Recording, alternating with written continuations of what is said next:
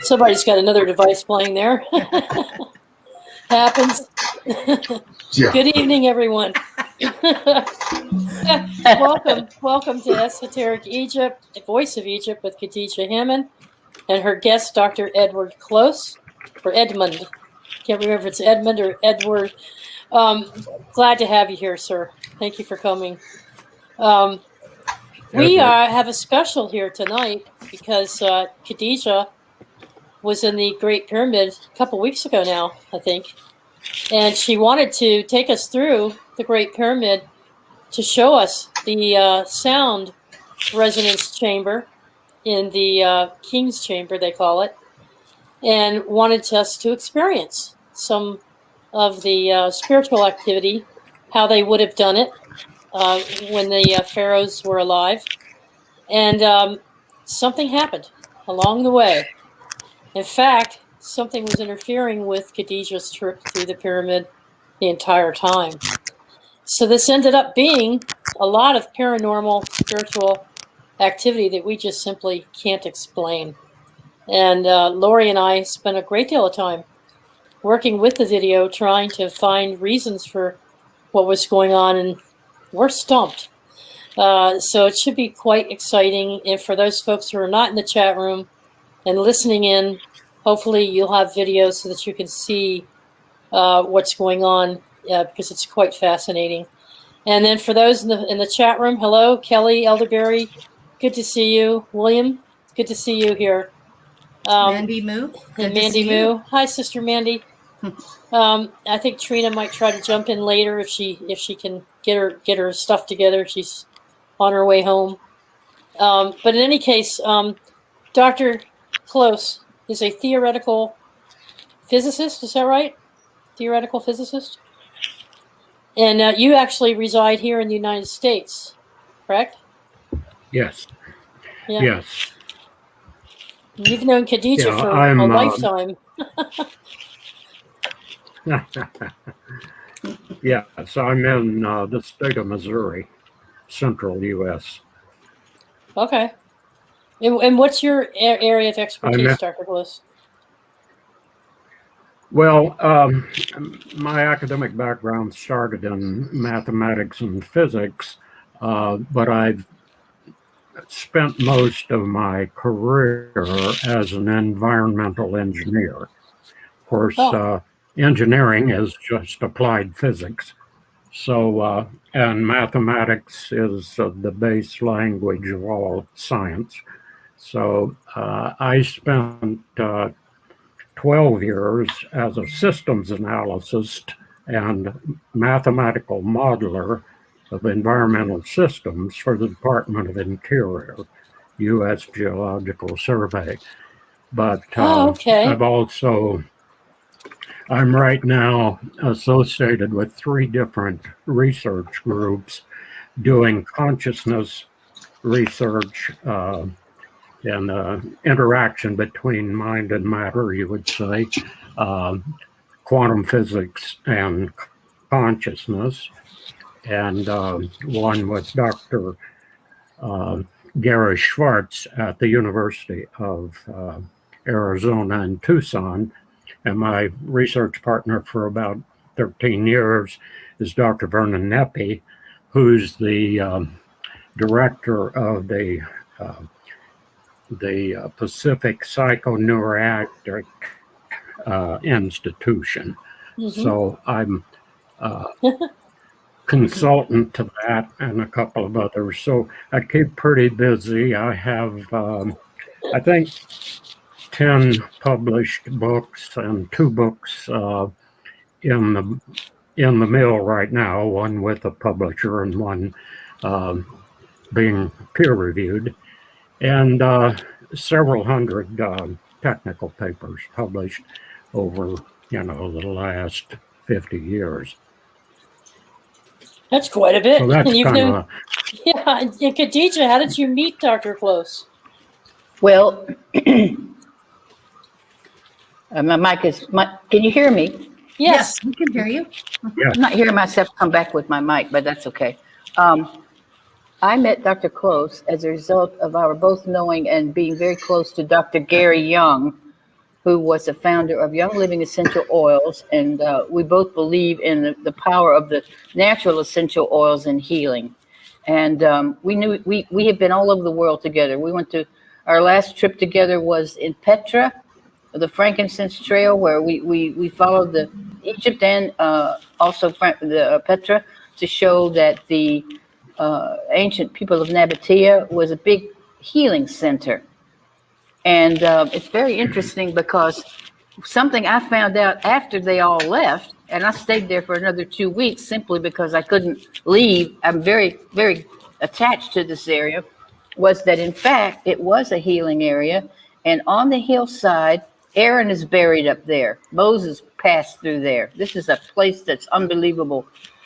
On the top of the hill is an egg with a snake wrapped around it. And they took me to see it. They call it the Snake Monument. And I told Gary, and he couldn't believe it. So Dr. Close and I have been close friends for a long time. He and his beautiful late wife, very fond of. And she passed away. When was it, Ed? It's only been about a couple of years now since Jackie passed away. Yeah, December 15th, 2018. Oh, all the time it's been flying. Mm-hmm. But anyway, a really wonderful experts in the oils. And they did a lot of work with killing black mold with essential oils and so forth. But I'm not going to get into that because we're not here to discuss oils. We're here to discuss consciousness. And so I'm so excited that Dr. Close joined us. Because he's going to give the bang to what we're talking about. Okay, great. By the way, we have a member, Mary Wynn, might want to talk to you about killing black mold with essential oils. I'll make a note of that. Okay. All right. Well, Let me just say real quick hello to Julianne. Margaret, welcome to the chat. Gaz's Backyard is here. Gary. And we have, who else came in? Suzanne. Loretta Enigma. Yeah, and Truth Seeker came in. And Loretta and Susan. Just a bunch of people came filtering in. So, all right. Well, let's start out by just starting off with Khadija's video series, her sequences, and then we'll pause periodically to come up for air in between. And then we'll have a discussion after it's all over, said and done with. But they're wonderful videos. It's just freaky. So some of you are probably going to be like, what is this?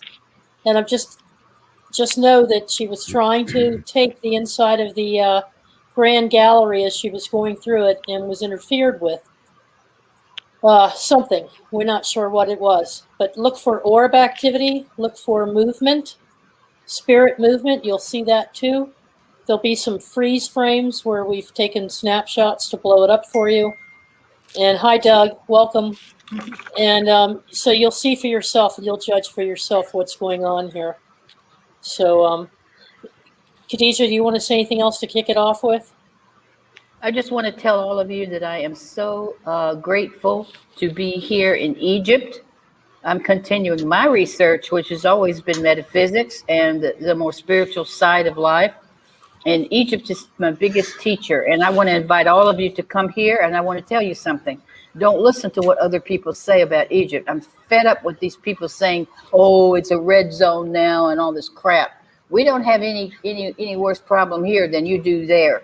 So COVID is everywhere. And if you're going to be afraid of it, you might as well go ahead and roll up yourself and die, because it is no big deal. I had it and I kicked it in 5 days. Keep your body healthy. Keep your body strong. Dr. Close, right?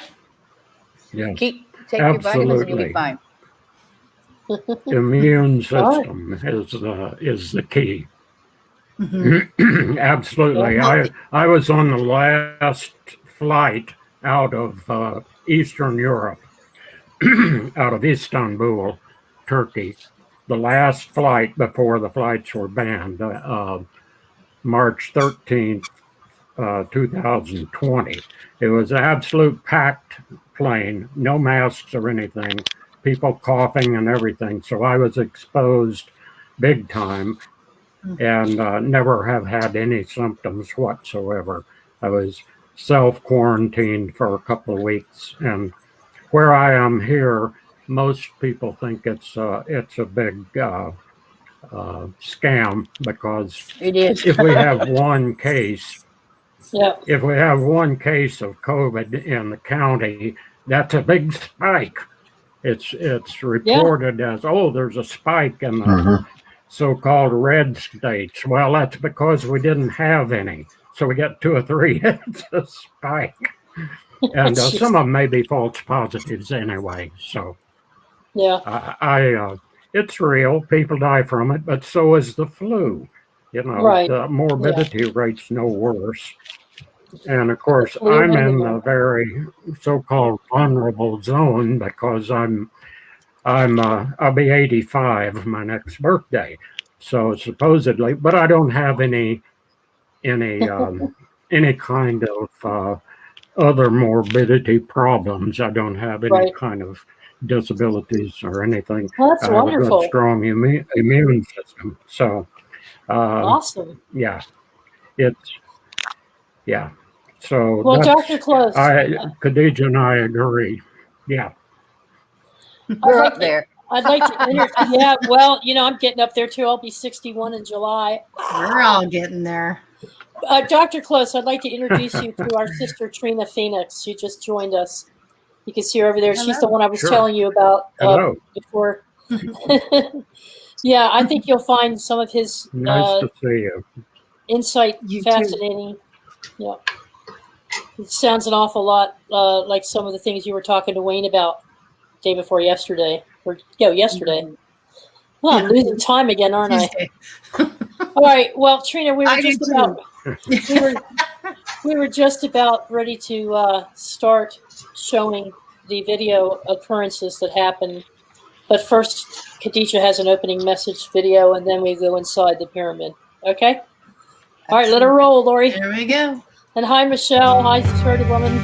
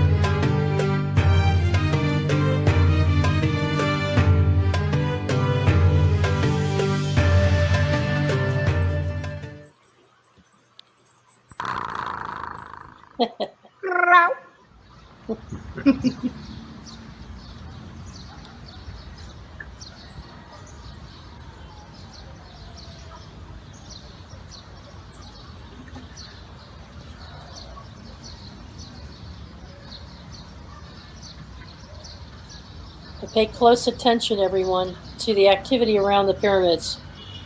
The sky and the way the sun is glinting off of it. See if you can catch anything. Especially the tips. Mm-hmm. The thing is with video cameras, as I found out, I can't get most of the vivid colors or sun sparkling off my rocks and granites with a regular camera. Just doesn't pick it up. But you can see a little bit of glowing there. The apex. Mm-hmm. Watch the apex, you'll see it. Yeah, it oscillates. Mm-hmm. Good morning. I'm hoping that you will see the energy coming off the top of the pyramid this morning. I filmed last night and I'm filming a short take this morning. So you can see, look at the tip of the Great Pyramid and continue to gaze at it very quietly. From here I can see the energy coming off and it is a very light purple color. Maybe it's because I have been trained in metaphysics, but it is very obvious to me that it is coming off. I want to tell you something. I'm reading a wonderful book written by Dr. Edward Close, who is a PhD theoretical physicist. Dr. Close had an experience in the Great Pyramid. He actually was hit by a light and went into a spinning sensation which caused him to collapse on the floor of the Queen's chamber, and he was taken to the hotel, and he told a story of how he had out-of-body experiences, visions, and many other things which have taken him most of his life to understand.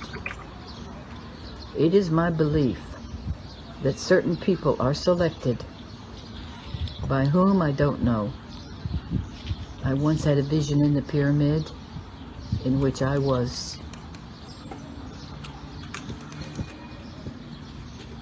rendered unconscious for a while, and I remember seeing 3 priests who came and asked me what I wanted. Now mind you, there were no lights on at the time, but I could see them glowing, and they asked me what did I want, what was I doing. I said, I want to be of service to humanity. I want to know the secrets of this great place. And they told me that I would have a very strange life and would spend a great deal of it alone. And their actual words were, those who come among us must walk alone. Go back to the follies of the earth if you are not strong enough.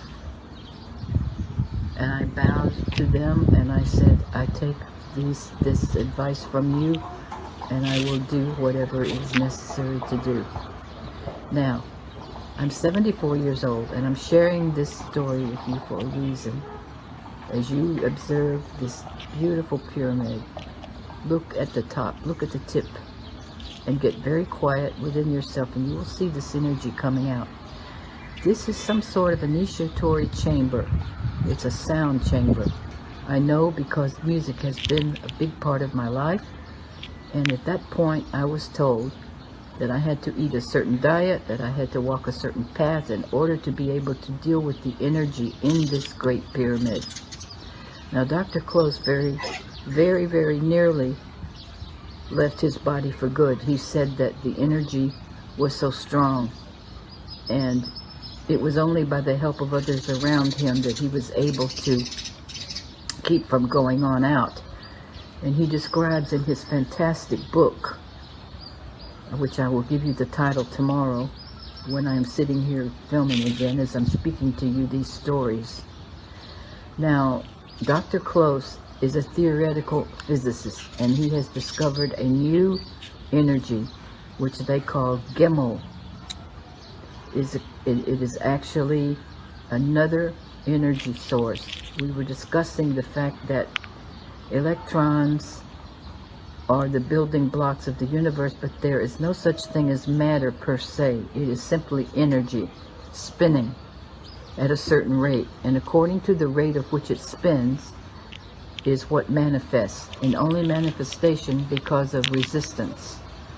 And when we were discussing the pyramids, I have a feeling that they knew this.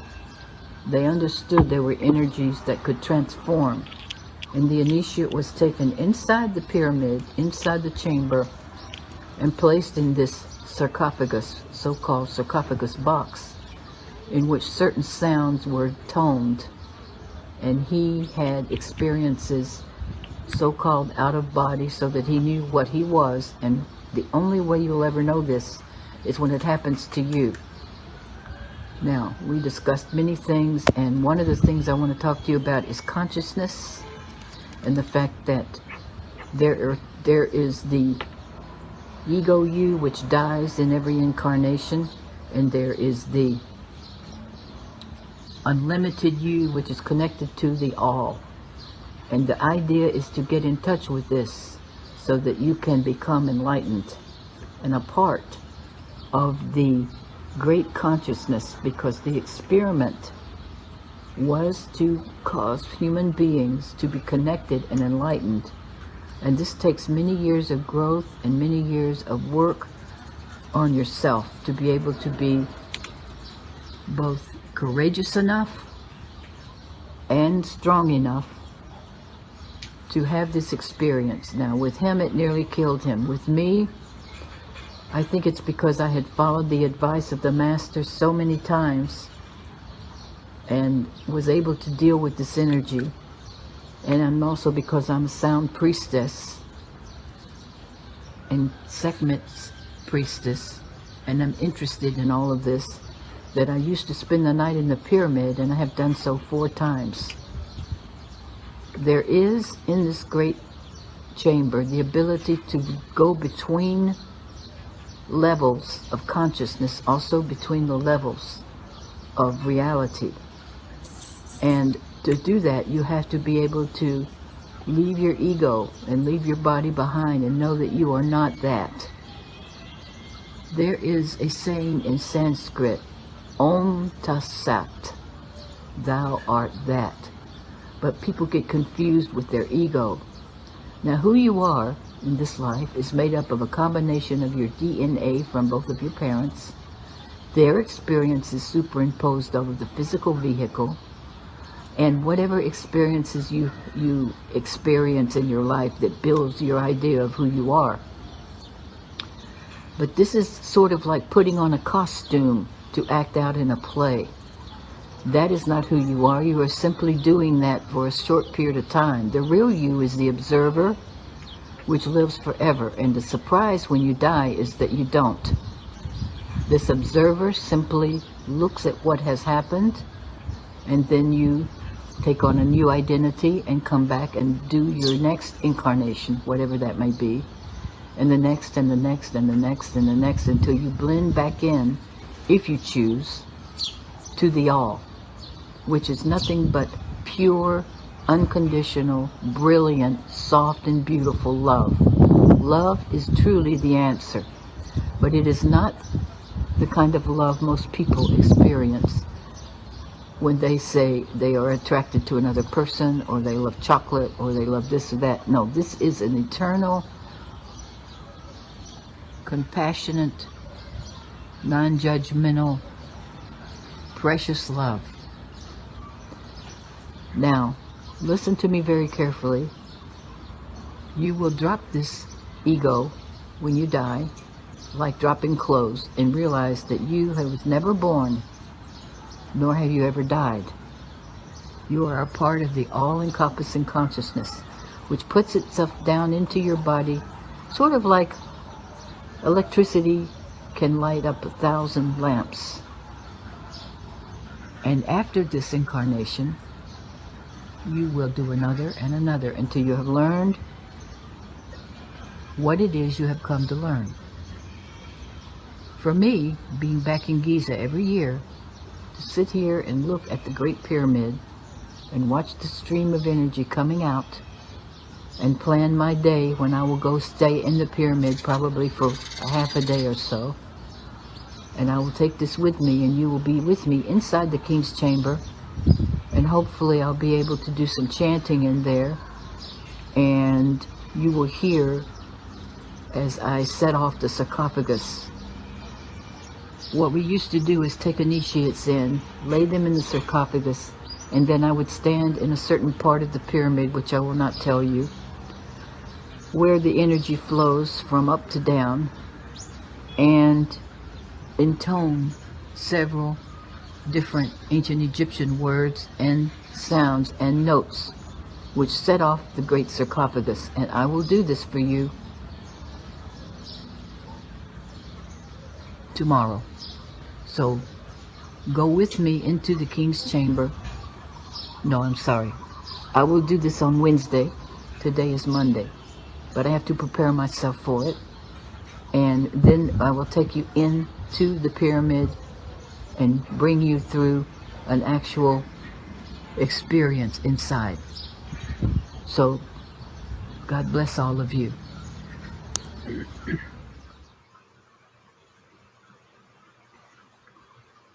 everybody. I am in the Giza area now, and I'm going to go into the Great Pyramid now. All right, Lori, let's just pause it for a Show you second. Thank you. Would you take a look at that pyramid? Did you all see that pulsating there towards the end of her talk? I saw the purple skies, and I saw the very tip of it pulsating. It's very much active, my point of view. Let's pause here and just sort of recap a second here on the message that Khadijah's giving here. I thought Trina would sync with a lot of what she was saying there about the conscious energy, and that the ego is what is in the way and goes away when we die, when we move on. It's more like the body's in the way. Yeah. Yeah. It's amazing too, because they go into the sarcophagus and that's how they go in. Is it's basically saying that, the death is the door, and it is one of the doors of how we come to profound understanding, and the beautiful information about the toning and the sounding that resonates so much with me, because I have memories of that, and how the certain sounds would open up the stargates, and how it was an amazing practice to be a part of that priestess and priest ceremonies, because it literally would do amazing things that we can't even imagine. So yeah, it's very powerful, and I do definitely resonate with the fact that sound is one of the prime activating components for these massive stone structures. And they're actually built for sound. Yeah. That's what she was. It always amazes me too, how much it resembles, like what we got from Atlantis. Uh-huh. Mm-hmm. Yeah. So, it's so similar. Yeah, that's stepped almost. Yeah, and that's a copyrighted image from Manly P. Hall in his Sacred Book of Mystery Teachings of all ages. So yeah, it's amazing to me when I look at the correlations between Atlantis and Egypt, and then you look at these other pyramids all over the world, and I do believe that many of them had different functions, and it's amazing to get this inside tour into these massive ancient monuments and get to reconnect with these images and these energies, because I think a lot of us have spent some time there in the past. Yeah. Dr. Close, you survived an incredible experience that she was telling us about. I'm glad you're still with us. And we have someone in the chat room who's a word alchemist, and she wanted to know what the word Gimel. It's Gimel. It's the Hebrew word. Third letter. Yeah, it's the third letter of the Hebrew alphabet. And we discussed it a little bit before we started, but we chose that because we had to have, it's the old joke, we had to call it something, but all of the letters of the English alphabet and the Greek alphabet were already taken many times over in mathematics and, sorry. Okay. I've turned my phone off. So we chose that for a number of reasons. Dr. Neppy has my research partner for the past 13 years, has written more about why we chose that in one of our papers. But let me say that I agree totally with the introduction that Khadija did there. I actually, besides, I gave my background in physics and mathematics and modeling and systems analysis, but I also was initiated into an ancient form of yoga called Kriya Yoga in 1960. And I've practiced it daily since since September 19th, 1960. So when I went into the pyramid, I was, very relaxed and interested. I've also been a spelunker. I've explored caves all over the world, so I'm not afraid of enclosed spaces. I've crawled through tunnels, and I know how dark it is. Well, I don't know, you want me to tell my story now, or shall I wait until?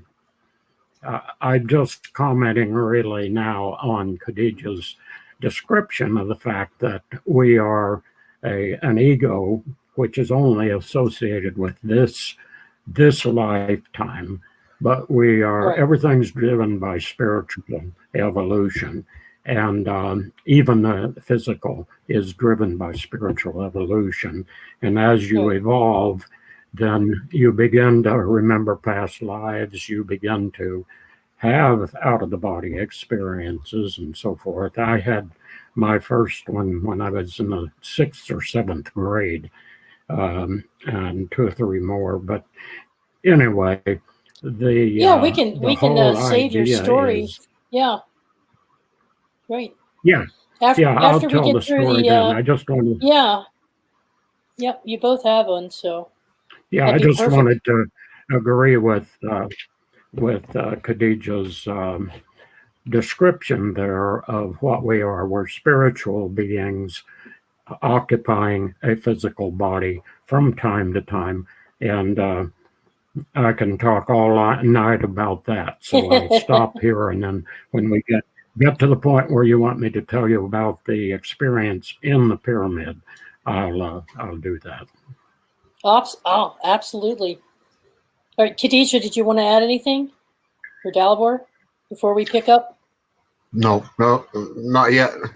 No, I'm Okay. just like to point out that Gimel, being the third letter of the Hebrew alphabet, that would be the equivalent of like gamma. But to somebody just looking at the letter, it's very similar to the Hebrew letter nun.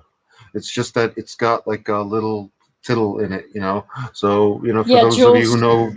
know Hebrew, it's very similar to nun. Yeah, Jules is saying Easily gamma. confused. Yeah. Gamma. Yeah. Hmm. All right, Lori, let's roll with the. And I'll be talking to you as I go up. It's pretty much easy to do now because they are nice enough to build a ramp over all these stones so that it isn't so bad to get up and down, especially for an old gal like me. Back in a moment. I just want you guys to see this. If you have got claustrophobia, you're in big trouble. This is how you go up. Okay, bend down. As though you're in prayer. And you go up very slowly. And I have to be careful because they told me I couldn't video in here. And of course I ignored it. Just like we do everything else. I had a lady tell me, she said, I have a problem. I said, what? She said, I'm claustrophobic. I said, oh, good, you can overcome that now. So you bend down, you're still in prayer, and you go one step at a time. Here you can see some of the original, how it was before they put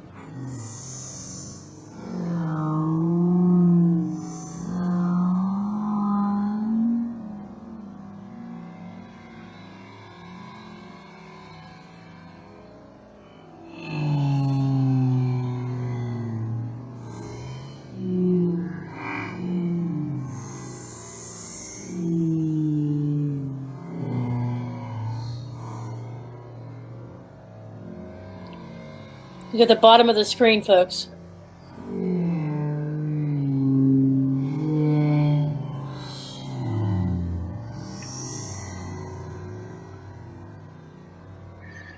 What are we looking at right here? Which section of the pyramid is this?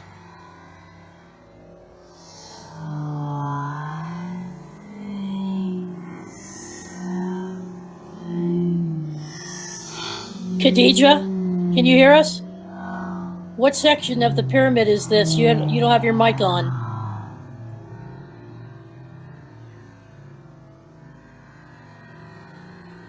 Doesn't have her mic on.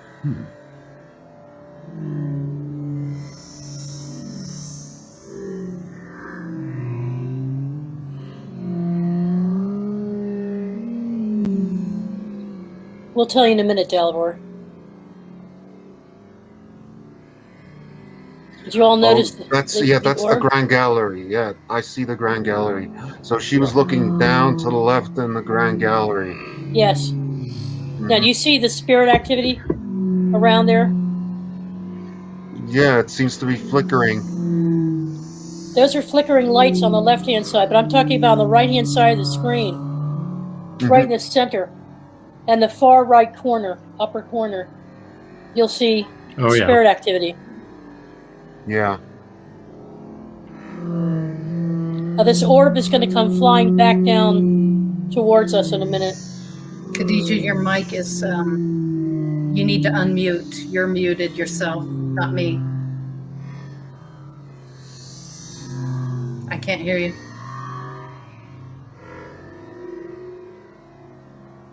Okay, here's the orb. It's coming towards the opening of a shaft off to the left of the Grand Gallery that she was trying to show us.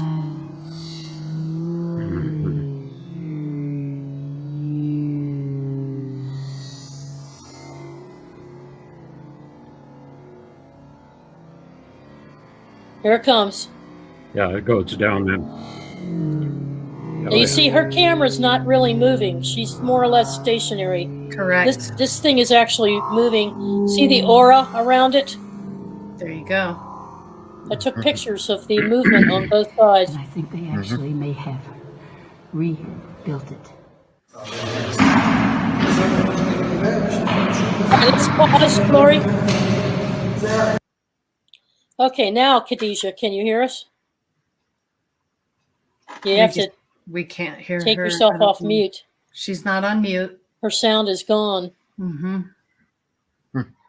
Isn't that interesting? She couldn't tell us what was going on in the video because she was interfered with. And now she still can't tell us because now She's got technical difficulties. Mm-hmm. Uh-huh. All I can say, Khadija, is maybe go out and come back in, or take your microphone out and unplug it. Unplug your mic, your headset. There you go. How's that? Yeah, Yep, now we can hear you. Fantastic. There you go. I don't hear myself coming back because I usually hear myself. Okay. So what I was that you were trying to show us? I was trying to show you that on each side of the Grand Gallery, it is a straight line up. Can you hear me? Yes, ma'am. Yeah. All right. Yeah. And then there are two, you go up 3 or 4 stairs. You have to hang on. It's like a ladder. And then you go up and then it goes down. Mm-hmm. And so that whole area has been covered with wood to protect it. But what I was showing you was what it used to look like and the indentions, because I said something used to slide up and down. When I first saw it, I said, they didn't do that just to slide up the sarcophagus because you couldn't fit it through the door. The way they built the pyramid is too small. So I said, what is this for? They slid something up and down. There were grooves underneath on each side, like something moved up and down this sarcophagus. Yeah, Not sarcophagus, but that's the impression I got, because if I'm not mistaken, you were like right when you exit the before you enter the Grand Gallery, you're in that small shaft, and you're looking forward into the Queen's Chamber, and the Grand Gallery is. No. I was at the bottom of the Grand Gallery. Yeah. And when you climb up those steps, you have to hang on. There's 4 steps. See, I was right there looking down at the bottom of the see. Grand Gallery. That's why I shot upwards afterwards to show you what I was seeing. And see, when I was in there, I that- didn't even know that there was like a ladder or steps or anything like that. I didn't notice that because you don't remember that? Oh, that's hell getting up that thing. For me, it was. I didn't see it. My leg, but Yeah, it's there. When you first come in, Yeah, the Grand Gallery, you can look up and see it, but you have to climb up the steps on the side. Each side, there's 3 steps going up, and then 2 ramps that go straight up that are wood and have group. Yeah, okay. And I want to tell y'all that the sarcophagus, excuse me, the reason I said that I had to prepare myself was because at a young age, I used to have this being who was always constructing me. And I was told to become a complete strict vegetarian little by little before everybody knew anything about it. And I suffered horribly in my life from people saying, why don't you eat meat? You should eat, you know, and I mean, went through hell until it got to be, they finally caught up with it like 20 years later. But it was to prepare me to be able to handle that energy, to be completely clear so that it could come down. Because anytime I do any chanting in there, I am soaking wet. You'll see I'm just like I've been in a sauna because of the energy coming down where I stand. And I think it would get you if you had never, because I've been in there and adjusted my body to it.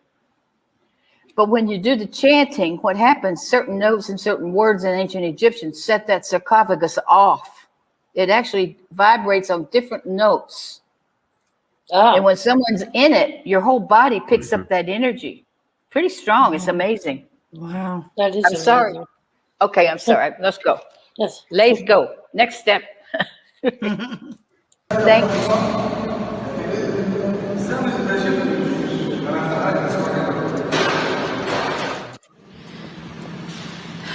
As I have told you, this is a sound chamber, and you could hear the overtones as I was intoning a certain word, Imhotep, in a certain tone, which I will not tell you. And that sets it off, and it is a great healing place. I feel so good in here, and I want to stay in here till they throw me out. But in no way, shape, or form was this any kind of tune. Now, I'm going to interview Dr. Close, and I hope he will come on, as I'm going to ask him to, for this specific and very wonderful presentation.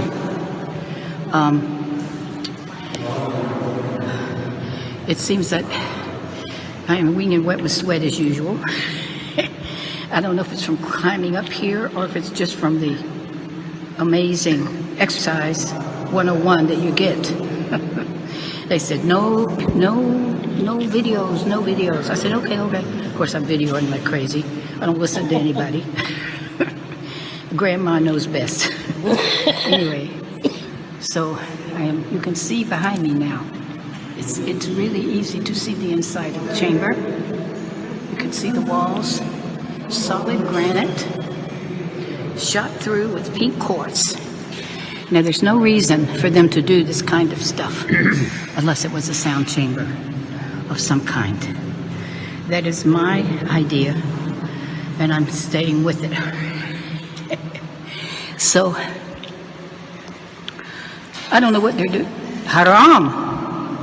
Mamnua. Magnua. You're not supposed to do anything like that in here. What? I've not got the video on. You're doing something illegal. Stop it.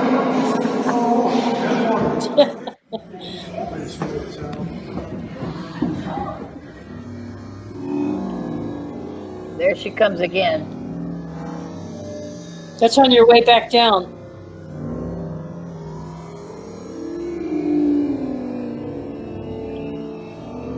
Here's the second voice. Here we go. The hell? You didn't know about that, did you? Yep. Listen closely. There it comes.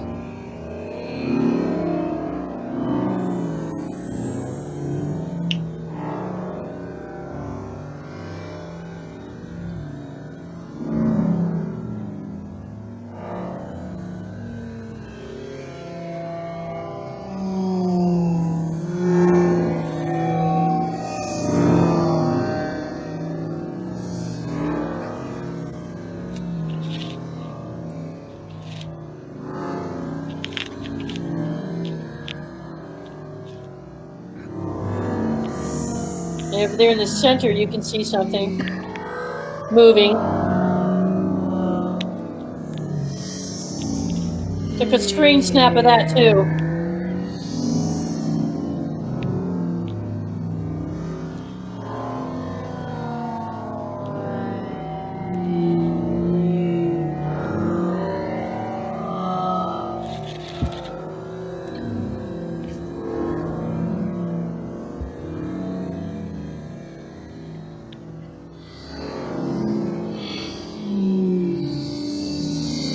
See that over there to your far left corner?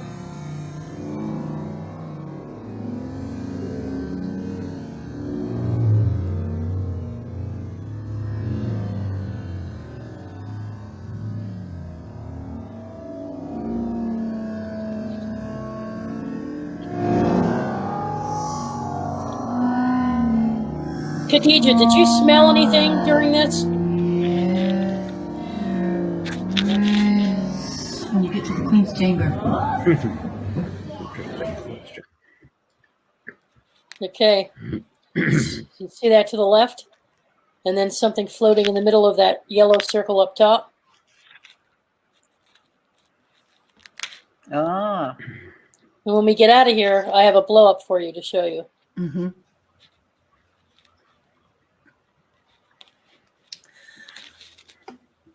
It was really dark in there. Yeah. Well, this should be the end of the video, right, Lori? Or should Right. start- Mhm. Go ahead and let it play. All right. That was interesting. Hang on, we're going to show you something. Yeah, wait you see.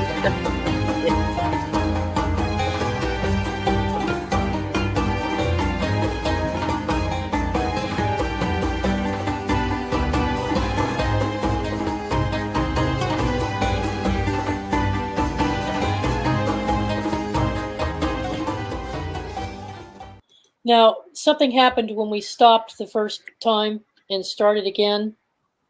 There was a part where they were lifting at the top open of the sarcophagus and showing you the inside of it, but we skipped over it just now by accident. But you also held the Okay. camera up and you spun around and you were showing the ceiling of the chamber and the blocks, but we couldn't see much because it was mostly your face. And when you moved the camera to the left or to the right, you could see the blocks, but we just skipped over it by accident just now when we paused and started the tape over. It doesn't matter. The point is that you were trying to do your meditation, and you said you meditated for over an hour with your chanting, but your video was interfered with, and it came out blank. They Right? did not want it out. Right. They did not want it out. Right. This weirdest thing, because I'll tell you something. My phone, I put it down Uh-huh. while it was recording. I was not messing with it. That's why I said all of that No. sound when it slowed down. Let me ask you something, Dr. Close. When this energy, this is what I was just thinking, this energy is on a very high level. Of course, any paranormal thing is vibrating faster than matter. So it has to slow down to manifest, doesn't it? It's got to slow down to show up on our level so we can see it. Maybe that's why it slows down the video. And There my you go. voice sounds strange because I said, that happens a lot. And I don't do it. I don't do nothing with it. It's nothing to do with it. And then I No. got to thinking it's slowing the video down in order to show itself. Is Well, that possible? I want to show you something, okay? Because I did look at Okay. this Sure. with Lori. Mhm. We broke it down, and you have the same Apple iPhone that I have. Okay. The Apple iPhone has a video record button. So when I go to camera, and for those of you in chat, you know what I'm talking about, or those that are listening. Yeah. When I go to camera and I do my forward lens, okay, so I could see ahead of me. At the very bottom, there's options for taking a video. And one is slow-mo. If your slow-mo button is turned on, and I hit the red button to start recording my video, you'll get a video in slow motion. And when you do that, it sounds just like you had going, but you don't have a lot of other noises with it. That's number one. The other thing is you can't do it while you're in a regular video. So if you chose video, and that's what you started out with while you were talking to us, it wouldn't automatically just drop into slow motion. You have to Okay, stop thanks. it. You have to hit the stop button, and then you have to slide over to slow-mo. I didn't even know that. And I never do slow-mo, by the way. And it Right. hasn't been touched. Right. So it slowed down by itself. I didn't do it. It did That's it why by I asked Dr. itself. Close. I asked Right. Dr. Close could it be possible this energy is so vibrating at such a high rate it will not manifest unless it slows itself down in order to reach resistance on our level and appear, as you might say. The Well, curious thing has about to all do- this, go ahead. Go ahead. has to do with two things. Frequencies, of course, but it has to do also with dimensionality. When your consciousness normally only operates through what I call 3S1T. That means 3 space dimensions and 1 time, actually just 1 quantum of time. If you see more than 1 quantum of time, you would be actually seeing the past and the future. That's a single timeline. One of the things that I do, and Dr. Nepi and I do for our research, is create a framework where we very carefully define things. Like people talk about other dimensions all the time. They really should be talking about other dimensional domains. You can't have a domain without 3 dimensions. And there are 3 dimensions of space, 3 dimensions of time, and 3 dimensions of consciousness. So when the vibration has to... That's your 369. Has to do... 369. Yes, it's exactly right. Yes. And everything works on that in what we call TDVP, which is short for triadic dimensional vortical paradigm. Everything, we start out with a quantum equivalence unit. Everything then is measured in quantum equivalence units, which are both extent and content. So there's a whole lot of definition going on that I can't, I probably shouldn't spend too much time on. But the point just is like we have that a quantum unit, as in like a Planck length being like the smallest possible unit of length. Is there like a Planck length of time or something? yes, but it's not the Planck. Planck units, the natural units, are different than what we do. Why? Mhm. Because Planck saw that. He said, okay, we need a new mathematical basis. But he used the 4 then known constants: speed of light, the Coulomb, the electricity constant, the Boltzmann's constant, and so forth, and set them equal to 1. Now, most people don't realize this, but measurement is arbitrary. A foot in the English measurement was the length of some English king's foot, and an inch was the last digit, or last point of his thumb, the last part. So these are very arbitrary. What we've done is link it to the mass and the volume of the free electron. The electron is actually the smallest stable unit. All the other particle zoo is ephemeral. That is, it's nanoseconds or a few minutes at the most, and they decay. But the proton, the estimated half-life of it is longer than the age of the universe, the Big Bang universe, of 13.8 billion years. So the proton is the most stable thing in the universe. Why?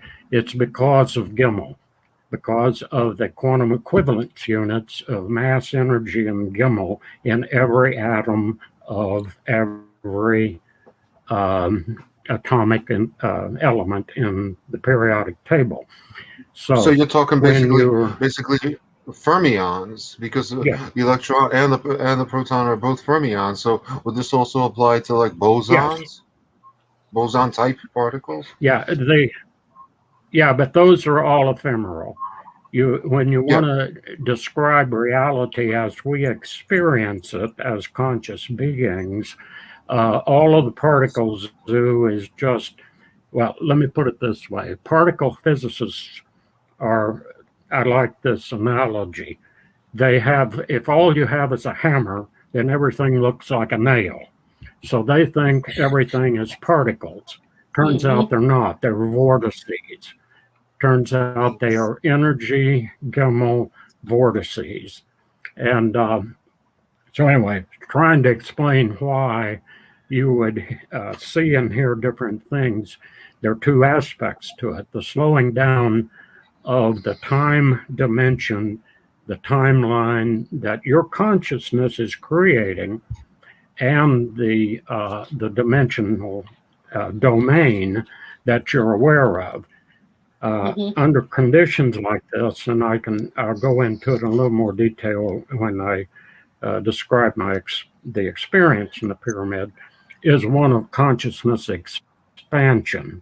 And what happens when your consciousness expands is that you become aware of more dimensional domains than your physical senses are capable of seeing. So, for instance, when Khadija sees things from an expanded state of consciousness, there could be somebody standing right beside her that wouldn't see that at all because their consciousness had not expanded. What Dr. Neppy and I call this intervention, which really just is a combination of individual and dimensional domain. So every person creates their own dimensional domain. And as your consciousness expands, and this is a spiritual thing, then you see more of the 9-dimensional domains, the more of the three-dimensional domains superimposed as the 9-dimensional domain that is actually then embedded in an infinite field or an infinite expanse. And this gets into infinities and transfinite numbers and everything, but all of this is measurable. So this is Does new this tie in with the theory of people like Dr. Nassim Haramein, who theorized that inside every Schwarzschild proton there's actually a black hole, and he mathematically proved this? Because black holes. I'm aware of his ideas, and they coincide in many places, and they're different in some places. The problem is the mathematics that we're using, the conventional mathematics, is Newton Leibniz calculus, the infinitesimal calculus. That is inappropriate for use at the quantum level because it's based on the continuity of dimensional measurements, like the dimensions of extent, and the function. If functions and dimensions are not continuous, if they are quantized, which they are in the 3S1T, then that mathematical system doesn't work. So what I did, and this I did in 1989, I first published it, is what I call the calculus of dimensional distinctions. And it links consciousness to physics because it's through distinction, drawing distinctions constantly, that you create your own timeline in the 3S1T or extended dimensions. Anyway, I'll stop there because I've written a lot of this in several different books. The Academy for the Advancement of Post-Materialist Science, which was started by Dr. Gera Schwartz, and there were 12, 13 of us that began this. We published a book called Is Consciousness Primary? And if so, is it fundamental or primary to reality? And so I'd recommend that book. If you look for AAPS Global, which is Academy for Advancement of Post-Materialist Sciences, you'll find the book, and there's a chapter by me in there and by the other 12 members of the founding members of the organization. But that's a new mathematics, and that's a little beyond the scope of what we want to talk about. So I'll stop talking about that and let you go on. And when you want me to, then I'll shift gears and talk about my experience in the pyramid. It's not everybody's into abstract mathematical models. No, but thank you for explaining it, because it's fascinating, and I learned a lot from that just now. Something I'm going to stew on too. Go ahead, Lori. You had something you've been trying to say. Yes, I did want to let everybody know that when I ran this video through the software, I tried to speed up and slow down, and I could not get it to do anything. It stayed consistently like that. So I think that's very important for you folks to understand. We tried to debunk that, and I could not debunk that. The other thing that Lori did is she tried to see, she has a way to look at sound frequency waves on the bar. So she was doing the analysis, and even though the video was in slow motion, it never once showed a drop. Correct. And it should have shown a drop, and then you should have seen this, or whatever frequency it was at. It should have been pulsating. It was the same as if Khadija was in regular motion. It would not change. It would not change. So then so you know it wasn't spliced, because a splice would have shown that. In other words, if I had a stopped regular and then started slow motion and then stopped it again, it would have shown that break. It's a continuous feed, and the frequency waves aren't changing enough to show that there was a sudden drop. Yeah. So it's a really bizarre phenomenon. I get the part in multiple timelines. Go ahead, dimensions. Go ahead, Trina. Sorry. It seems to me like exactly what the doctor's speaking of. It's a dimensional shifting that we're witnessing and hearing audibly, that's profound when you think about it. And I have a question about it. Here's my question. That frequency is somehow weaving the two dimensions together in one time-space. There are 3 pyramids. That's what we thought. There are 3 pyramids. I'm sorry, Trina, there's a lag, and so I'm not trying to talk over you. What's happening is I'm missing the lag. There are 3 pyramids.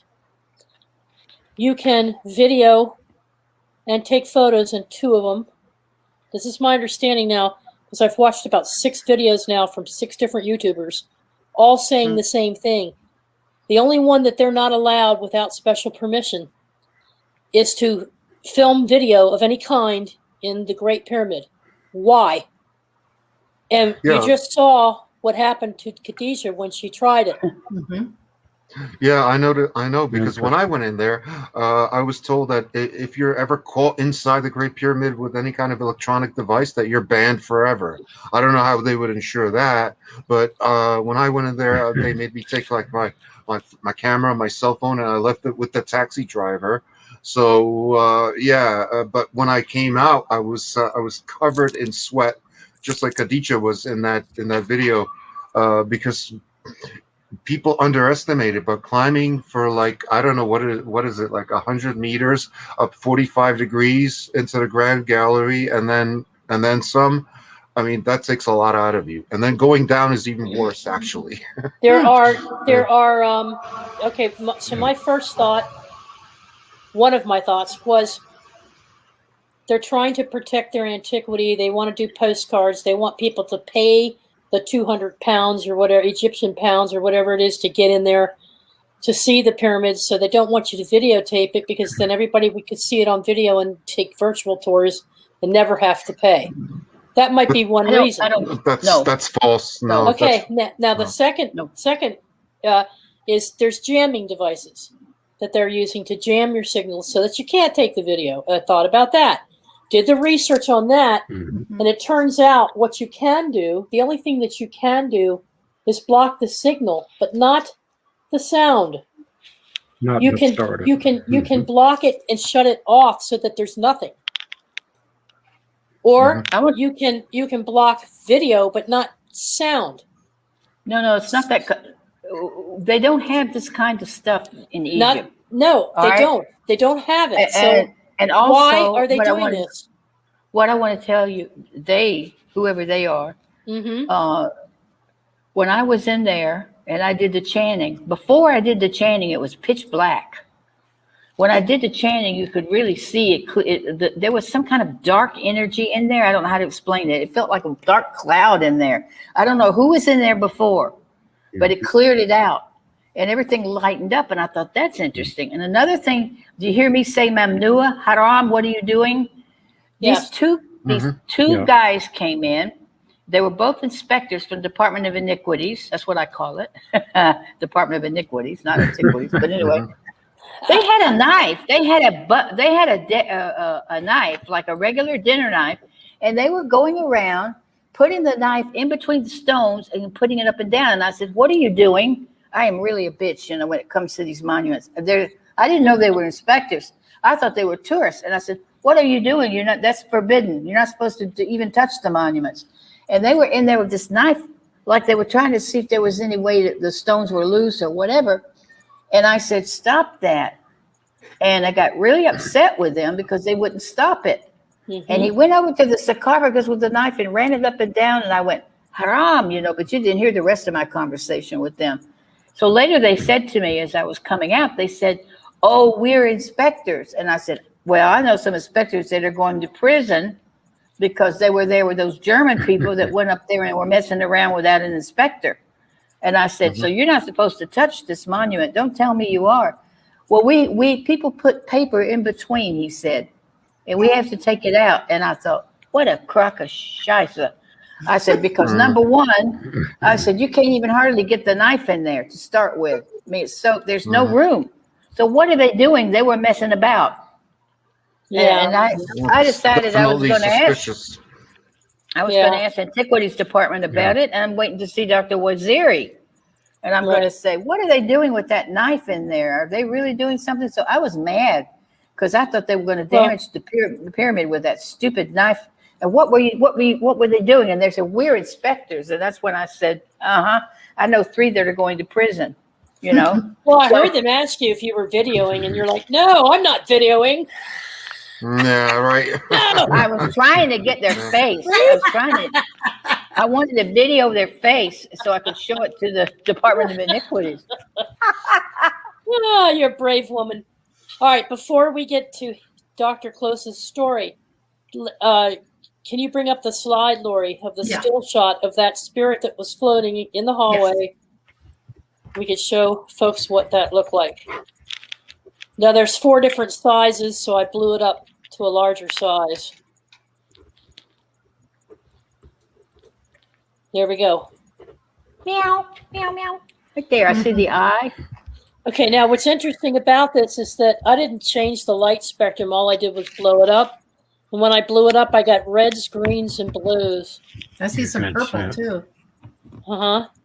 But you can see and so I blew it up even further to see the features. I didn't change the light frequency because I didn't want to. You know what I see? Okay, what do y'all see? I'm not going to tell you what I see. I just want to see what you see. Oh, right now? My goodness. I see a face right in the middle. Yeah, it does look like a face, but looks like a face of what? Yeah. In the middle. Looks like a cat Yeah, it is. Bastet and Sekhmet. And It's in the Sekhmet. middle, It's Sekhmet in the middle. Sekhmet's coming out. Sekhmet's coming out from behind Bastet. Okay, The do you two, remember that and they're story? together. They're one energy because Sekhmet and Bastet are one energy. According to the Egyptians, the great goddess herself is a lioness. And she is the goddess of war, pestilence, disease, and but also of healing. And Bastet is joy and the home and also gentleness. So it's her other side. It's her sweet side. And the lioness is her dangerous side. So she wanted me to see that after all, she is one being. But it's like she's coming out. The two of them are like half is Bastet and half is Sekhmet. Yeah, it's amazing. The double face. Now, Lori, take that away for a second. Do you remember when I said, "Here it comes"? Listen to the second voice. There was your voice, and then there was almost a screeching-like voice. It wasn't the growl. It wasn't the low growl that we got in the gardens when you did that segment the previous week. This was more of a banshee-type scream. Did you hear that? Yes. So it was like So I just thought that was interesting. And there was a third sound, but I couldn't make it out. I didn't know if it was one of the men that was following you, or but I could hear your voice, and then I heard that banshee type scream, and then I saw that spirit. So that was it's me like killing that bastard that was putting the knife in the. No, I'm kidding. I think it's no. I'm rubbing my head because I was power washing today, and I bonked myself with the power washer. So what I'm thinking is the multi dimensions. They're coming through the dimension. For some reason, they were trying to interact with you, but the end result was interfering with your video. But you have a theory that it was on purpose. Why do you think that she would do that on purpose? She wants me to first of all, remember I gave you a slide of her appearing in the temple of Seti at Abydos, coming in as okay, you can clearly see that she's appearing, and she keeps trying to follow me around and growling at me, trying to make me realize that after all, these are real beings, and they were loved and worshipped for 3,000 years, and everybody tries to pretend they don't exist, and everybody tries to pretend that the Egyptians were a bunch of children, but that's not true. That is an energy form. That is the cat is a real being, and so is a lion. I mean, when they were showing those energies in ancient Egypt, they were trying to say the netter, which is a flag. It looks like a flag, and the lute, the beautiful energy of such and such. They knew that about energy. They knew all about it. But she was in her lion form. They say people are even afraid to go in there to be near her because you don't mess around with her. She don't mess around with people. She's a goddess of revenge. If you got a problem with somebody and they're evil, you go and you talk to her because she loves it. It's like a cat playing with a rat. She loves to play around before she kills them. That's how she is. I heard also that she was also called in for one of the great destructions because the giants and the hybrids were so out of control that they literally summoned Sekhmet. And that's a story I love. That's my favorite story. This realm. Yeah, it's interesting. It's interesting that in some of the depictions that Sekhmet and Hathor look exactly alike, and they're also both wearing red dresses. Interesting, and I saw Suzanne. Thank you. Some elements of red in that image.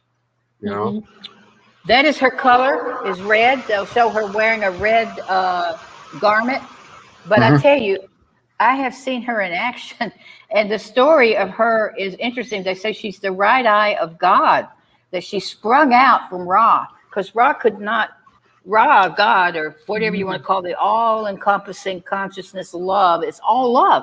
It can't know revenge. So she sprung out of his eye, and she said, let me go down. I'll take care of the problem. And she did, to the point where they couldn't get her to stop.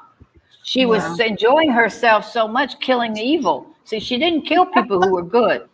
She enjoyed killing evil. And so they couldn't get her to stop, and they were afraid she was going to kill everybody. And they sent down Thoth, who is the Thoth headed, the you call him Thoth, Thoth, or Jehuti in ancient Egyptian. The ibis-headed god of wisdom. And he told him, stomp on some grapes and make some red wine. So they poured it out in the temple, and she thought it was red wine. And she goes, "Oh, that looks good. That's blood." And she starts drinking it and started laughing, fell on her back, her little feet up in the air, her big feet, and turned into the domestic cat.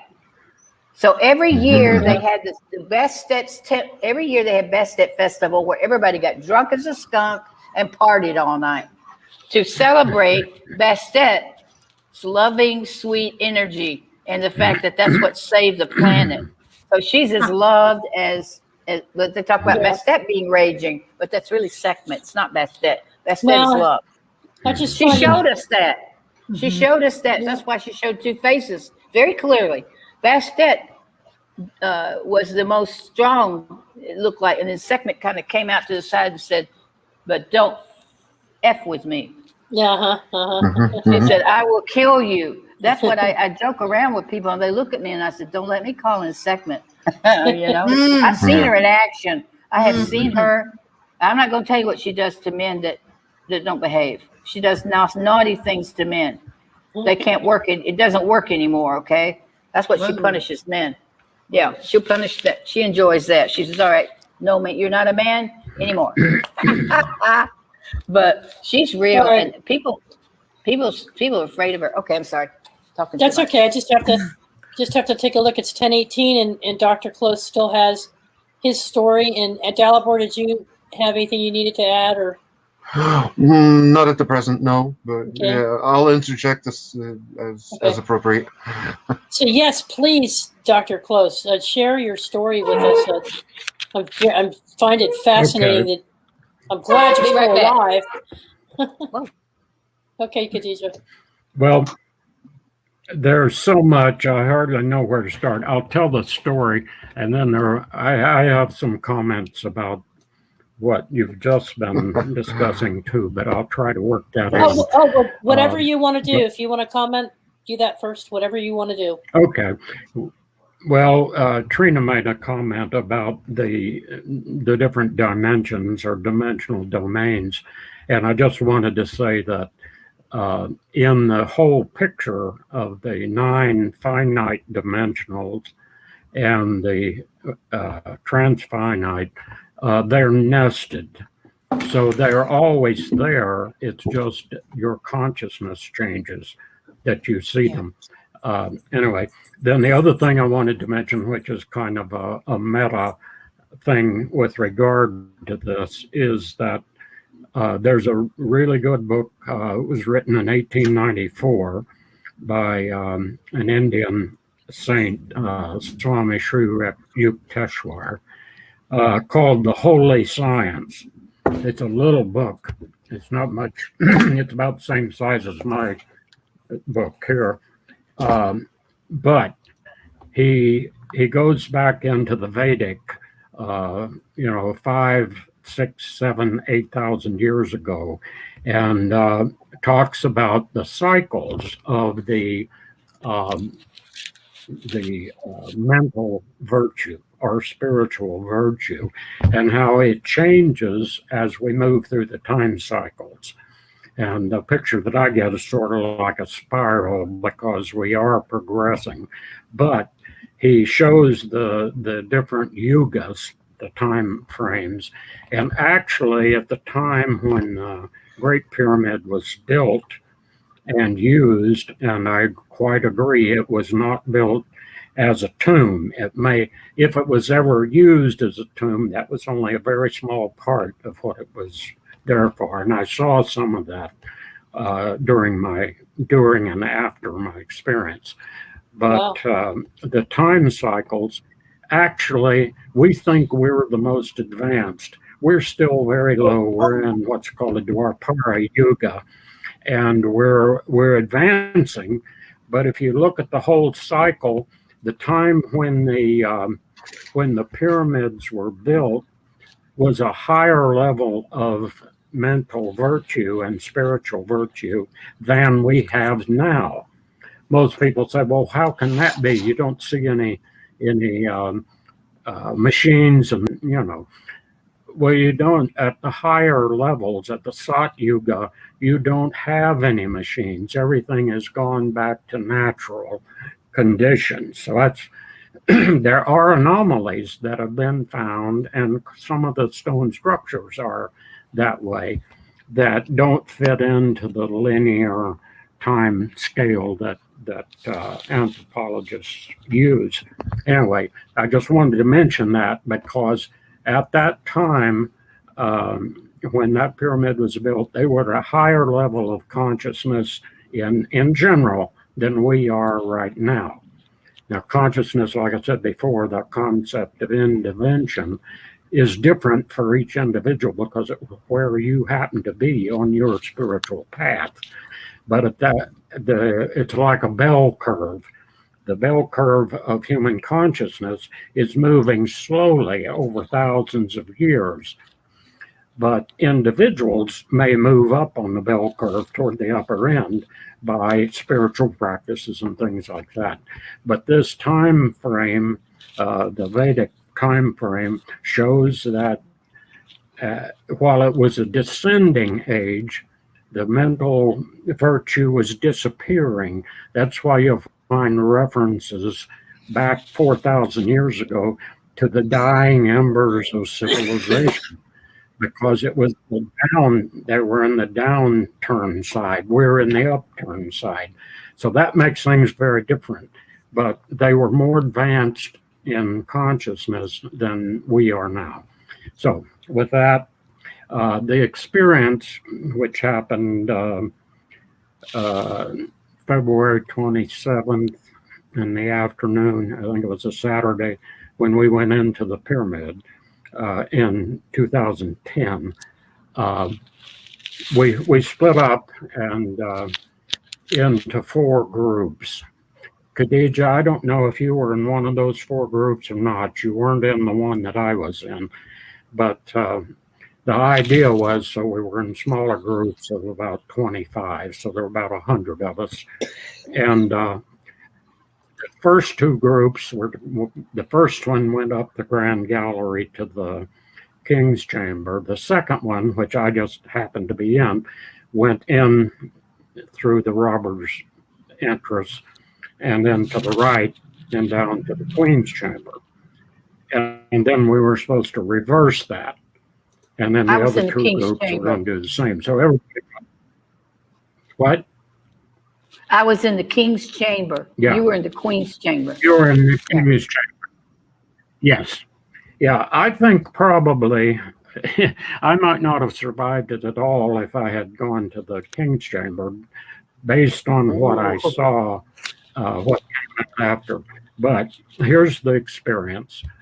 We went in to the Queen's Chamber, and that it's a small corridor. If you've been there, you know it's you have to get kind of down on all fours. And when you get right to the chamber, there's a drop down, and then there's an alcove, which would be to your left as you come in. I went across the room and stood pretty much catty-cornered across from where the entrance comes in. And the 20 or 25 of us got in there. And they told us beforehand that they were going to turn the lights out, after everybody was in there for a few minutes so everybody could experience how dark it is. Well, of course, being a spelunker, exploring many caves, I'd seen absolute darkness, so I knew what it was going to be like. Anyway, when we all got in there, somebody, and I don't know who it was in the group, started chanting Om. And so everybody joined in, including me. Mm-hmm. And we were chanting Om. And it was very peaceful and very, very nice. But then just a few, I don't know, not a minute, a few seconds, I think, before they turned the lights back on, I saw this light. And the best way I can describe it is if you know what St. Elmo's fire is, it's static electricity. Mm-hmm. I've seen that in nature a couple of times near a tornado when I was about 13 or 14 years old. A tornado went through the valley where I lived. And these balls of static electricity float around. Well, that's what that was like, but it came from the opposite corner and it struck me right here. I actually still have a scar. And immediately I lost all sense. It didn't feel like an impact. It wasn't like somebody hit me with something at all. It was just this light ball came and it was spinning. And, but the minute that it hit me, I suddenly could feel all of the motions. I could feel the rotation of the earth. I could feel its movement around the sun. I could feel the solar systems moving in the galaxy. All of these, and they're very fast. If you can look this up, you can calculate the speed. Where I am right here on the planet, I'm moving at about 700 miles per hour to the east. The Earth is always turning to the east. And depending on how close you are to the equator, it's about 1,000 miles per hour. And that's moving. Then the Earth is moving in its orbit around the sun at about 65 or 66,000 miles per hour. And then it's even a higher speed when you get the velocity of the movement within the spiral galaxy. So I could feel all of these, and so I had no sense of up or down at all. And the two guys on either side of me grabbed my arms, or I probably would have been injured. I would probably taken a header on the stone floor. And when they grabbed me, I was still spinning, and spinning got so intense that I was just violently ill. I actually threw up. And when I did, I went out of the body. Now, I knew what was happening because I'd had this experience, as I said before, even as a child. My first time was when I was in, I think, 6th or 7th grade. And so I'd had two or three experiences in my life of seeing everything from outside my body. So I kind of knew what was happening, but it was not a pleasant situation. And I call this a near-death experience because I make the difference between OBEs, out-of-body experience, and NDEs. They're both OBEs, but the NDE is traumatic. It's in a situation where you may not even come back or be able to. And so that was the frightening part of it. Was I felt I'm gone, I just died. I just left my body. So the natural instinct is to try to get back in the body. And when I did, as soon as I would get almost back into my physical consciousness, I would become violently ill again and go out again. So this happened about 5 times. I had to be carried out the pyramid. Fergani Al-Khamadi, I think, was our guide, and he and one of his men carried me out of the pyramid, out to the robbers, the entrance, and the next thing I was on the. Anyway, so during the times when I was going out of the body, I started seeing just a stream of faces and sounds. I could hear, I know a little bit of Arabic. I could hear what sounded like Arabic. I could hear what sounded a little bit like not Hebrew, but the what's the other word? Aramaic. Delbert, you probably Aramaic. Thank you. I could hear some Aramaic and some other language. Anyway, Aramaic. All of this was streaming. Every time I would go out, there was this stream. So to make this long story a little shorter, this went on for more than 24 hours. It went on. They took me back to the hotel so that I wouldn't be spirited away to to the hospital in Cairo, which I didn't want to be. And besides, I had a doctor and a nurse with me. Tom Reed is a MD, and Brenda Charbonneau was there, and she's a nurse. Actually happened to be a hospice nurse, which is kind of appropriate. But anyway, they got me back to the hotel. I still couldn't stand up. And they had to get a golf cart to take me to their room in the Cascade Hotel.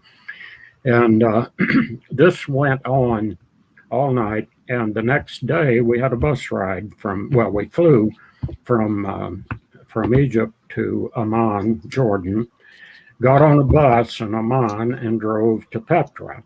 We stopped, Khadija will probably remember, at a restaurant stop about, I don't know, 2/3 of the way to Petra for people to eat.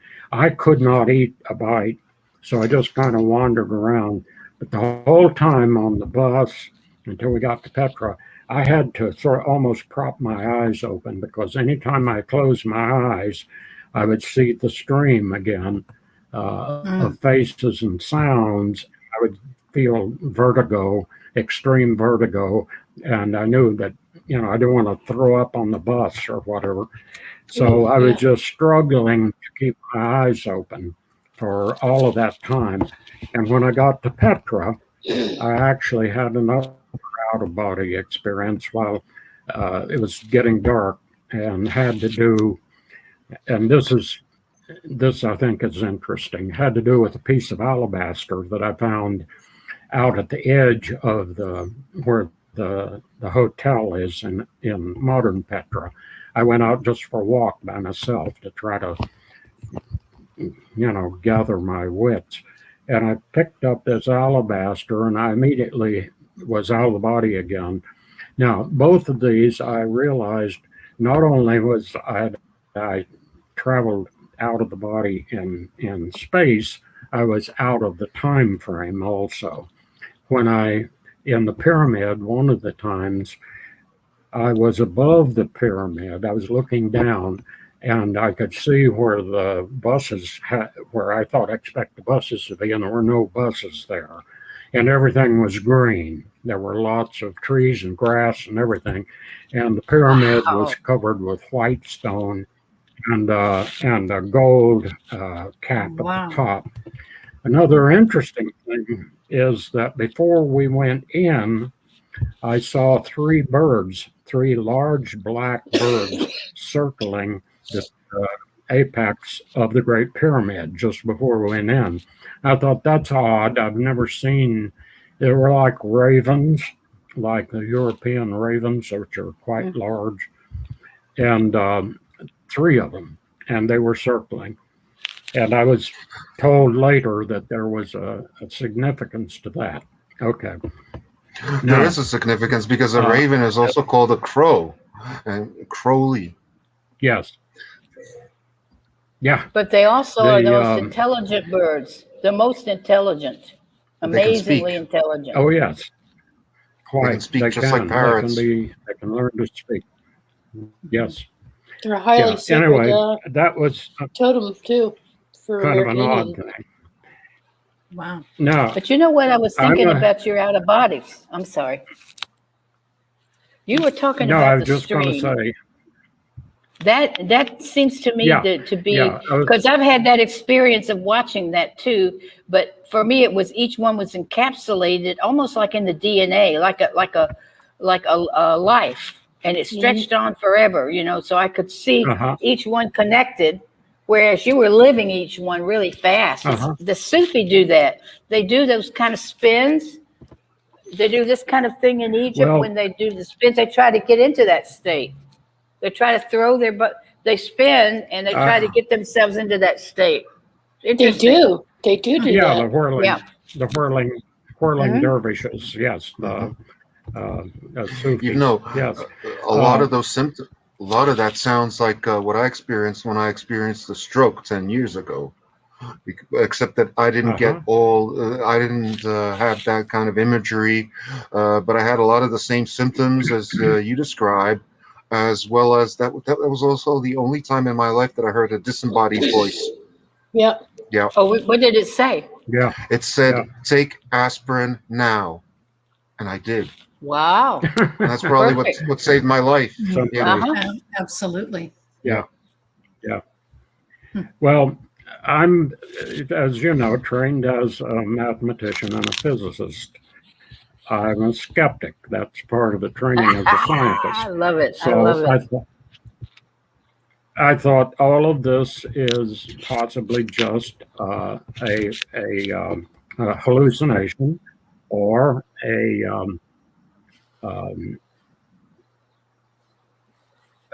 totally subjective. But when I got to the next day in Petra, both of the guys who grabbed me in the chamber and kept me from falling separately, because they weren't rooming together or anything. They came to me separately at a different time, and each one of them said, "Did you see that light, that ball of light that came out of the corner and hit you on the head?" So I knew it wasn't subjective because, and I found out later that several of the people who were in the group saw it. But they both came and, independently. I hadn't told anybody about what the experience was. Some people asked me, well, you probably got sick because it's, claustrophobic. And no, I'm a spelunker. I don't get claustrophobic. I've crawled in miles underground in caves. And some people say, well, maybe you just ate something bad. We had eaten at a restaurant in Giza just before we went in. No, I wasn't upset when I was fine spirits and everything when we entered. But now what happened later is that this all, Khadija, you know Mary Hart, I think, don't you? I think so. Mary Hart is, she's actually written some books about pyramid power back when, everybody was building pyramids to sharpen razor blades and whatever. She told me that this was a part of a shift and in global consciousness, and I just happened to be at the wrong place at the wrong time or whatever. But also that was a download of information. They used a sledgehammer on you, Dr. Close. They used the sledgehammer on you. They wanted you to see what you finally were talking about, Gimel and consciousness. Yeah, you got to see a real good, fast forward on all your lives and all that. Sounds like a download. Afterwards, yes, a download, exactly. It's what it was. And all of this is stored, and this all makes sense to me because besides studying physics and mathematics, actually I did some work in geophysics while I was in university. At one time I had thought, well, I'll get a PhD in geophysics. And I did research and I did all the basic geology courses and everything. And I found out that, this is common knowledge, that stone, especially all stone is crystalline, either large or small. And stone like the granitic stones, the pink granites and so forth that are in the interior of the pyramid, these all store energy and consciousness and information of what happened there. So much later, and that's same when I picked up the alabaster in Petra, same thing. I was picking up a stone. And of course, the whole Petra thing is nothing but carved in stone. And so all of the past is recorded. Geologists will tell you it's recorded in the layers of the sedimentary, metamorphic, and granitic volcanic stone. but there's more than that. The consciousness is stored there too. So under certain circumstances, you either tap into that, or that can come into your consciousness. So while I had, at that time, Dr. Neppy and I had been working on our TDVP theory for 3 years, I guess. I think we started in 2008. And so I developed a lot of the math already. Some of the math I developed back in the 80s even. And but after that, I started putting things together, and at one point I started seeing more of what happened while I was out of the body. And I'll tell you this a little bit, and then I'll stop because I know we have a time limit. But when it started coming out, not only did it tell me more about the model I was working on and help me to understand how everything is a model and how our own consciousness models reality, and that's what we deal with, not the reality itself. And until your consciousness has expanded to the point where you're one with the cosmos, then your consciousness is a little different than the consciousness of the entire cosmos. And that's what makes us all different, and what makes us make mistakes and do things that we later see, oh, we shouldn't have done that. Anyway, when this started to come out, I started asking, well, what was going on in the pyramid back then, since I had time traveled. And what the answer that I got was that.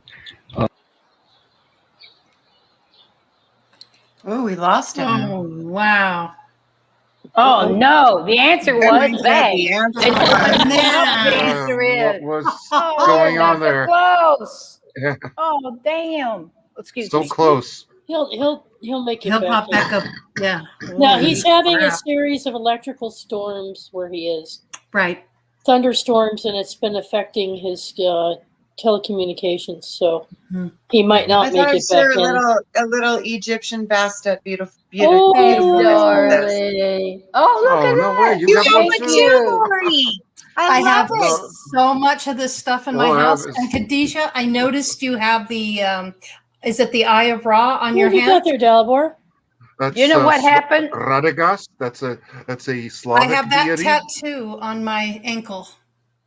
I have that tattoo What on is my that? ankle. Same exact. You know what we did? We had all these tattoos. Wow. We had all these. I bought these actually. You can get them online, and they're all these different ones. I got to show you the one on my back. I don't know if I can show it to you or not. Let's see. Don't look at my back. I'm gonna. I can't believe that you and Lori had the same cat. That's just Yeah. pull those up again. Can you see it? Look at that. That. What a coincidence! No What a way. That's the coincidence. same cat. No coincidence. You all is didn't it, talk to Trina? each other about this? Uh-uh. No.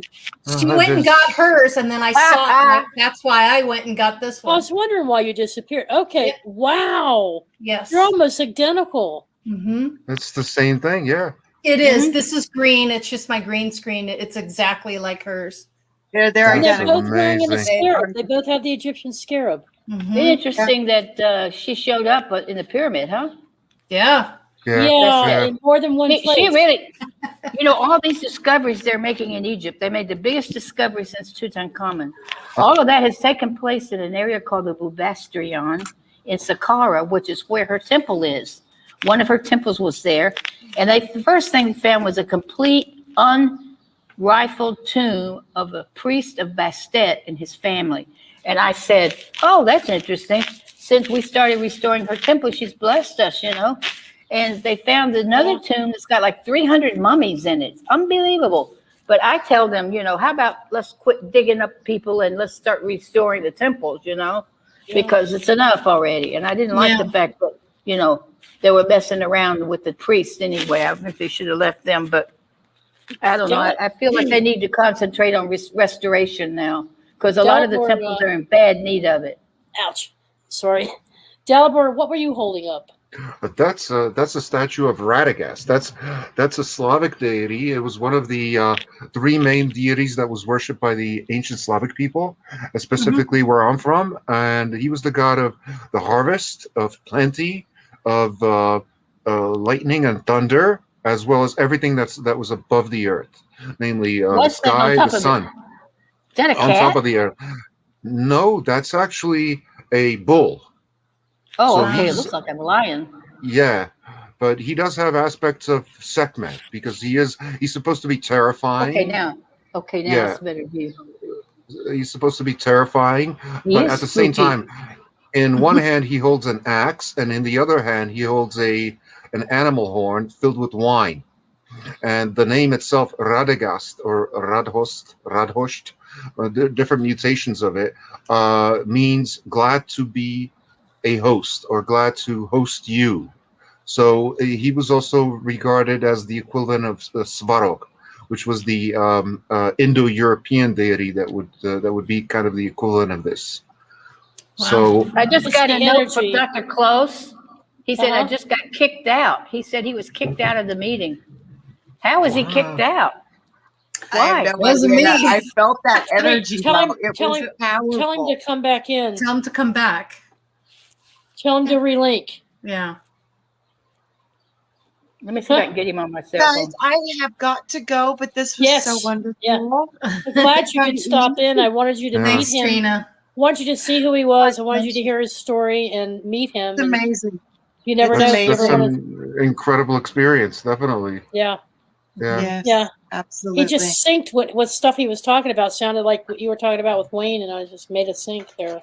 Mhm. It's powerful, his awareness of how consciousness works and how it's connecting through timelines, dimensions, and realities. I think And we're it's approaching profound.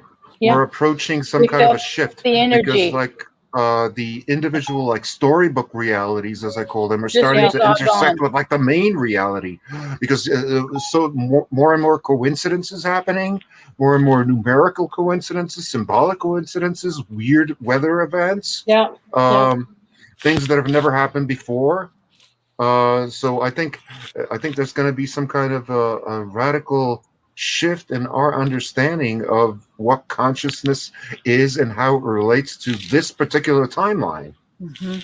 You know, that the major Well, change in Am I consciousness doing that we're that? expecting What the fuck? for Okay. Well, December let's take a time 21st. out for a second so Trina can sign off because she has to run now. And we thank you very much for being with us, Trina. We love I love you. you guys. I Trina. wouldn't Love leave, you. but I Thanks for love you jumping in. too.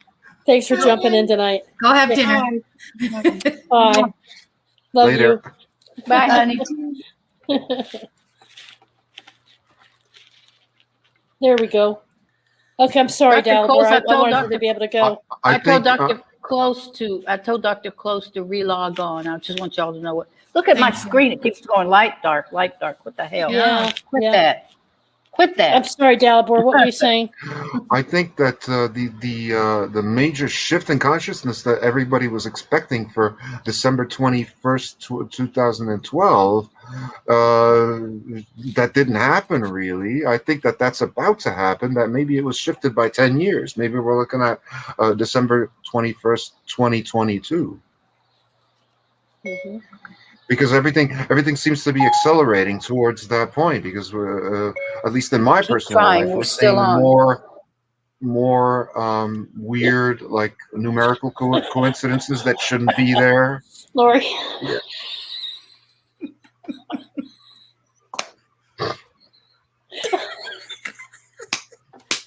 Yeah. You're gonna make it hard on me, aren't you? Is this going to be part of the Andromeda 7 bloopers? Oh, yeah, possibly. Oh, we get him. We get him. We get the drama. So. What happened? Oh, Teresa's losing it. It says the host has to add me back in. You're in. The host has to add me back in. Oh, that's what it says on his. Yeah, what it that's, says. this is really bizarre because I'm not seeing him on my display at the bottom. Now you remember when I tried to get in 6 or 7 times Yes. last week, Yes. and I was saying the same thing. It was saying I was Yeah, Only you it's- could see me. I don't see anything. Okay, we're working on it. That's. Uh, I had to reboot my computer actually, then get into my browser, and then type it all in again in order to get in. yeah, I do not see him on my screen whatsoever. When all else fails, videos- Reboot your computer when all- and start again. when all else Sorry, fails, that's what the only thing that worked last time. you do the hokey pokey and you turn yourself around. Right. That's it. Well, anyway, we might have to. It's already 10:52. We've been going Yeah. almost 2 hours, so we might Yeah. have to cut this without him. Darn it, because he Yeah. was just getting ready to Oh, tell us. man. And Yeah. this is what keeps happening to her. Just as she's getting ready to reveal something, something crazy happens. Every That's one of single those time. weird. That's one of those weird coincidences. I mean, that should not have happened because it was all going perfectly well Yeah. until he says, "Oh, and the great secret of the Great Pyramid is boom." All right, but this You brings know? me back Give to him my. a second. This Give him a brings me- second. Okay. This Sorry. brings me back to my It's okay. paranoia, I guess, if that's what it is. To your what? I'm not trying to be paranoid, but I can't help it. Why won't they allow one to video anything inside the Great Pyramid? Yeah, that's They weird. meaning whom? The Egyptian Ministry Antiquities. of Antiquities. of Antiquities, you know this. They told you don't video. You live there, and they told you no videoing. Oh, they don't know who I am. They don't know me. And you It know, Why doesn't did they matter. tell people But they that? told Dalibor no video. Yep. Mhm. yeah, Why they did told tell- everybody that, but everybody does it. They But go, do you know "Okay," why and they everybody tell them does that? Do you know why they're asking you to not video? I'll find out. I'm going to see Dr. Waziri before too long. I'll just ask him, why is it you can't take videos inside? Yeah, Why? because when I was there, I wasn't allowed to take any electronic device. But there was like a group of Danish high school kids, Yeah. and one of them had a cell phone, and he asked me to take a picture of him on top of the Grand Gallery, which I did. Which means that he obviously disregarded that order. Why? Why did Everybody the does. Antiquities?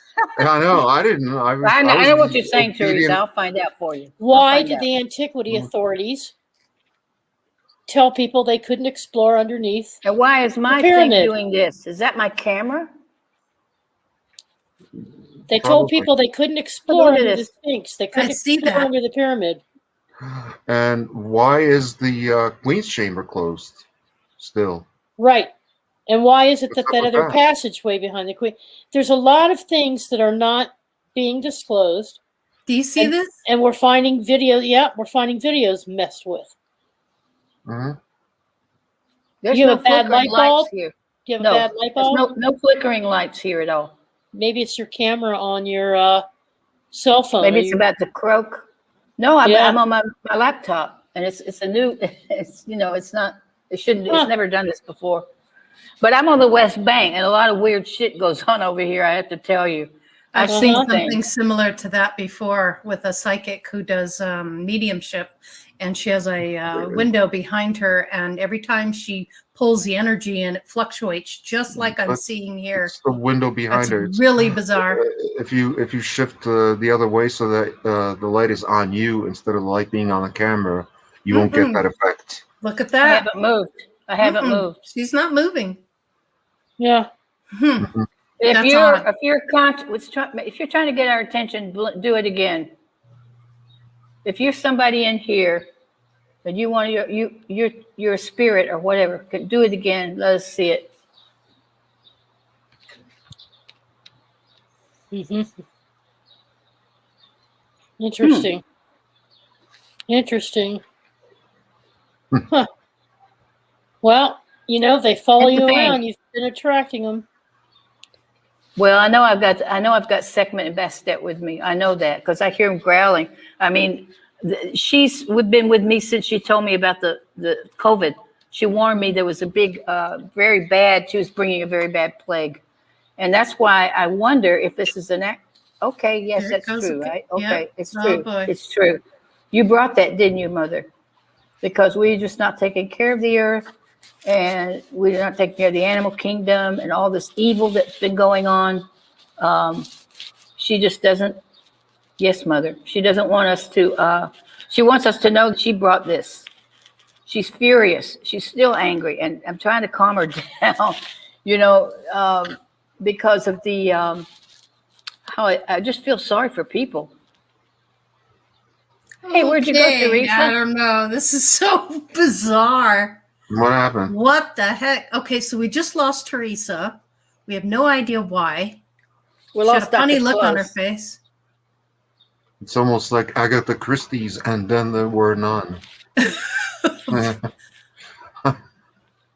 So, so Now, see unbelievable. when I see that See? now, that's weird. That is weird. Well, like I said, that could be caused by the light light coming from behind you. If you switched, Oh, if you I know. sat in a different place where the light would be not going directly into the camera, you'd have like a more stable light source, and the camera wouldn't be trying to adjust its aperture. I will. I'm going to move and see Yeah, what. just to what see does what it. happens. Oh, Yeah, that should be Wow. better. Yes, I'm trying to move, and I've got all these cables to step Yeah. over. Hang on. be careful. I cut off. I'm not as young as I used to be. Sun's rising in our corner of the earth. In your corner. Oh, hey, Yeah. my God! It's Same already time up zone. here. Yeah, It's already 5 up a.m. here. I've got Yeah. people in chat that are saying they're having a problem as well. David Castle says had to reload the page 3 times due to the buffering. Wow. Quite amazing, actually. Let's see if you can change. I changed it. Yeah, I'm acknowledge sitting her down and and- see. Yeah, that's better. Yeah, Yeah. that's more stable, because at least the camera's not going to automatically start adjusting its aperture. There it goes. There Ha. it goes The, again. Say oh, wow. Is it- acknowledge her again, just to see if you can prompt her to. Are you Pull our doing that? Are you doing that, or is that being done by just whatever? Just do it again if you're doing it, Mama. I call her Mama, Mother Lioness. Well, anyway, maybe you're right. You're probably right. We always like to attribute things that maybe not the thing. I can't believe the light has come up already. I'm so Yeah, it's 5 happy. a.m. Wow. Yeah. I hate All when right. that happens. Yeah. Because Well, we lost the host. We lost our guest, and we are at 2 hours. So we're going to have to say goodbye. There Until it next goes again. time. Yes, there it is. There it is. Hi, Mother Sekhmet. Okay. All right, my darlings. From Egypt, I love all of you, and we will talk in another, 2 weeks? Yes. Yes. And what's going to be the next one? Do you know? Is that I'm gonna not sure be, what Teresa handles all that. She'll know. She'll let you know. it might what be that's- the holy city of Ra, maybe. I don't know. We'll see. Yeah. The Yeah, holy city of something like Aten. that. Aten, yes. Aten. Yeah. Yeah. Delabor, I want to thank you so much for being here. Yeah, pleasure Khadija, being here, Such yeah. a pleasure to have you, an honor, Mhm. and love you both The so honor much. is Thank me. you, everyone that's in chat, and have a pleasant evening. I'm going to rewatch this. Yeah. Thanks, Me guys. too. I want to see if it does it again. Okay. Okay. Bye-bye. Bye.